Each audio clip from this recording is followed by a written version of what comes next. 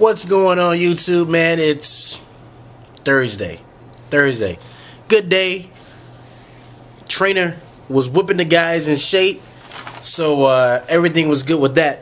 But today I'm doing a video response because I think it's time for me to say something real quick about money isn't everything.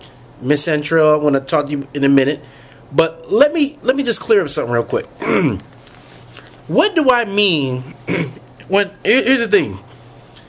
Some people come to my channel and they say this: hey, look, man, all you talk about is money.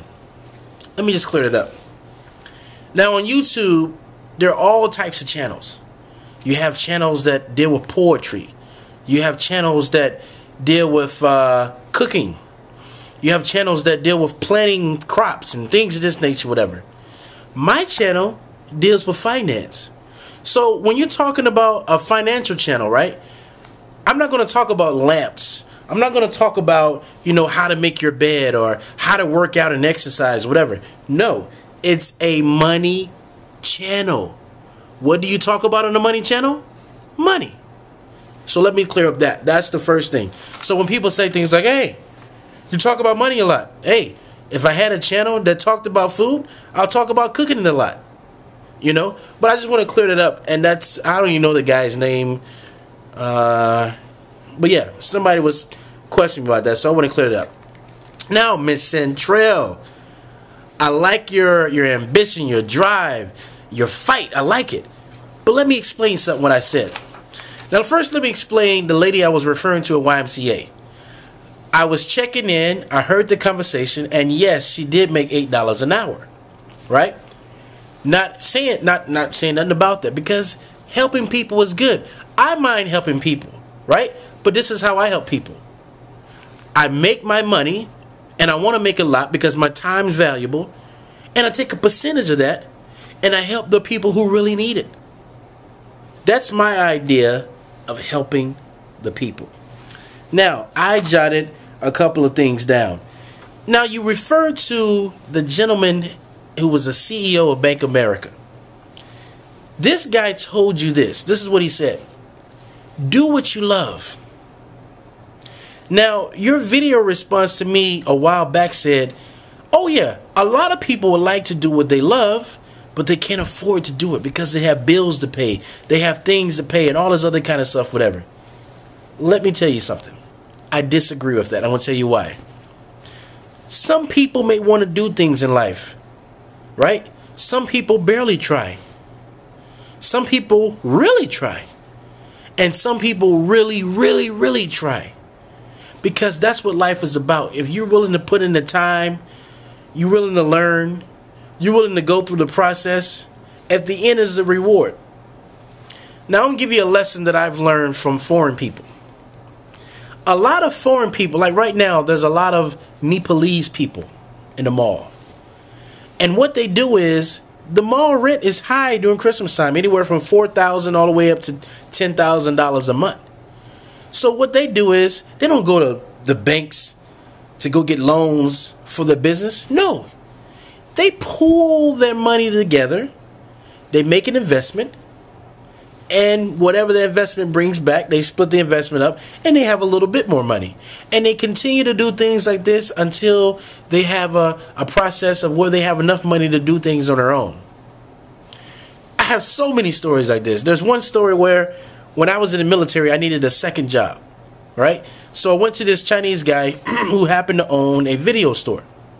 So the guy didn't hire me, but he left me with a jewel. He told me a story.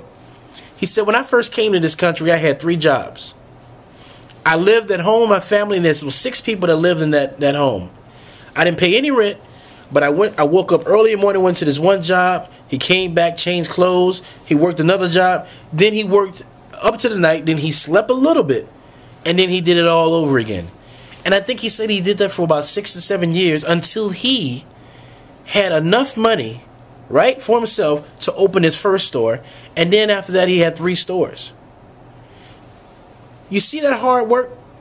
Now, if somebody told that guy, hey, you can't do this, that's crazy, that's so many hours, you can't do that. You see, this guy came with a different motivation. This guy came from a country probably where there wasn't much opportunity. But when he came here, he saw nothing but opportunity.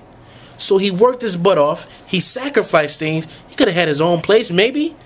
Or he just said, hey, I'm going to stay in these uncomfortable conditions. I'm going to put my goal there, and I'm going to move forward. But a lot of people are not willing to do that. Some people want to cry, complain, and Barack Obama this and all this other crap. That doesn't get you nowhere. And lastly, let me say this. This is why I say a lot of people say money isn't everything. First of all, I've heard the statement. I've heard the statement from people in my own family. When they look at a situation that you're in, right, and they see you advancing, out of jealousy, they will say, well, money isn't everything.